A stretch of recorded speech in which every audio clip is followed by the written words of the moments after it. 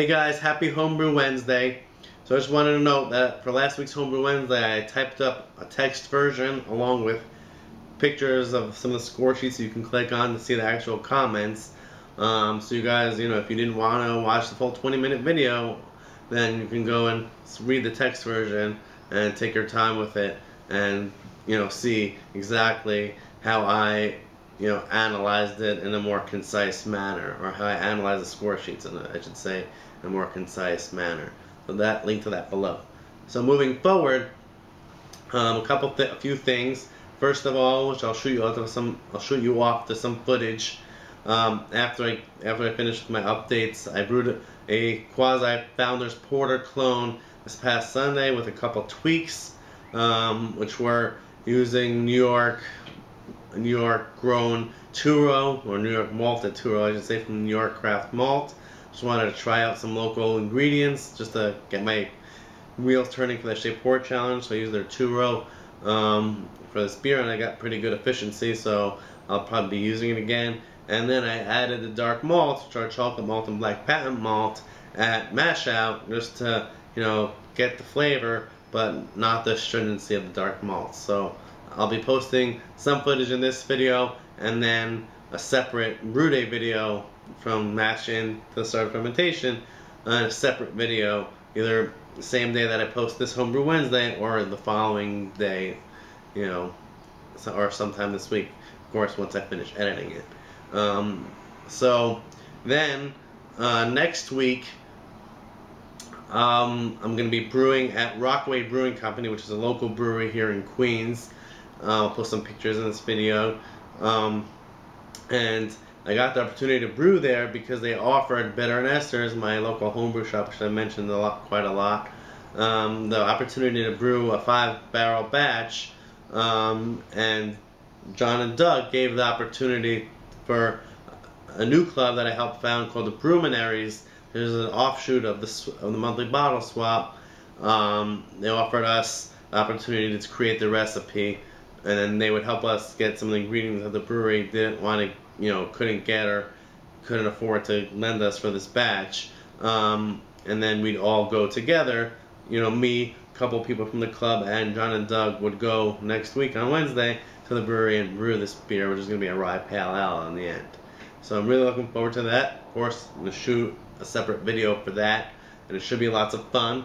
Really looking forward to brewing on a professional level just for one day. So it should be pretty cool. Then tonight, which is the main reason I'm drinking coffee right now, Tuesday morning, because tonight I'm going to my second BJCP class, or Beer Judge Certification Program class.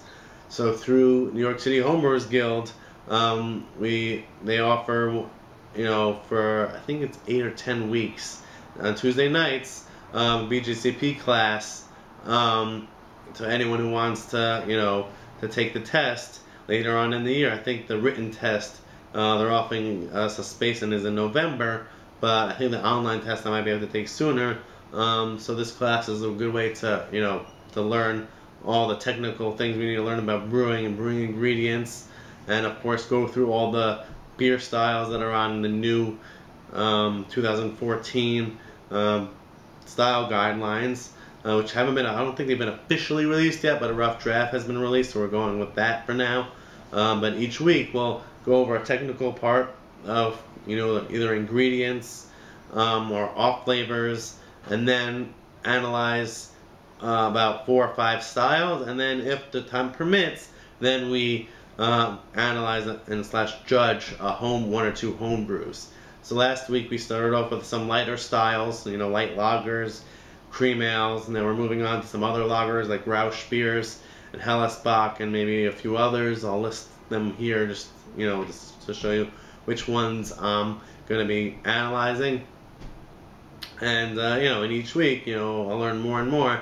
And I don't think I'm going to share what I learned each week in video format. I think it'll be better in text format because I'm going to be taking notes, and it'll just be easier just to type out the notes and edit them and really refine them and then post them on my blog, thebrewedpalate.com.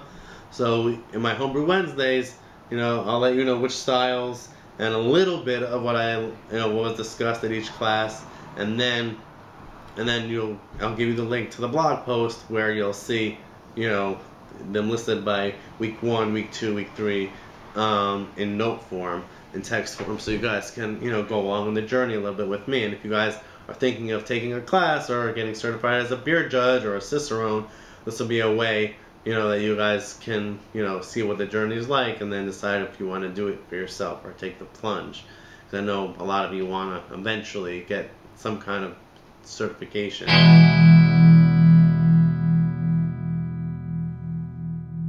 And I'm also going to add in a little bit of calcium chloride, which is good for lowering the pH in malty beers. So this is going to be a porter, as I said, so just going to add a teaspoon, maybe a touch over that. Just keep the pH. It's not a huge beer, so I'm not going to add 2 teaspoons, but this is only 4 gallons of mash water, so I don't want to add too much, but I just want to add a little bit just to aid conversion, and keep the pH, you know, at a decent, you know, level during the mash. Alright guys, so as a little bit of bump in the road, I only collected a little over 1 gallon of first runnings, and then it went pretty dry in there. So I'm going to go ahead and dump the majority of my dark malts on top, because I did get a little over the 1.5 pounds total when I was weighing it out. So I'm just going to save the last maybe ounce or so and add it during the sparge, but add it on top of the sparge. But it does smell nice and coffee-y. And then I'm gonna try to doing this one-handed. I have the calcium carbonate, so I'm gonna add in. It says approximately half a teaspoon per gallon. So I'm gonna add in just, I don't want to overdo it, so I'm just gonna do just like I did with the other one. And I'm gonna add in just over a teaspoon, just to balance out the pH.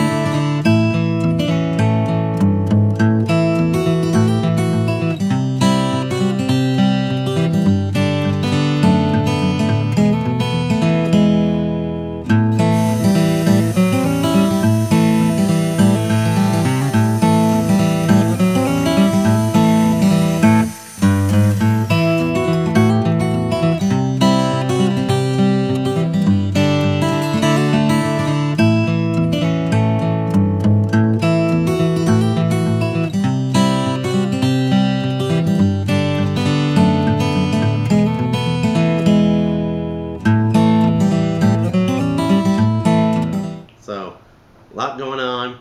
Hope you guys are brewing up some great beers, you know, and having fun being involved in this community and your local homebrewing communities. I urge you to get as much involved locally as well as globally. And cheers and happy Homebrew Wednesday.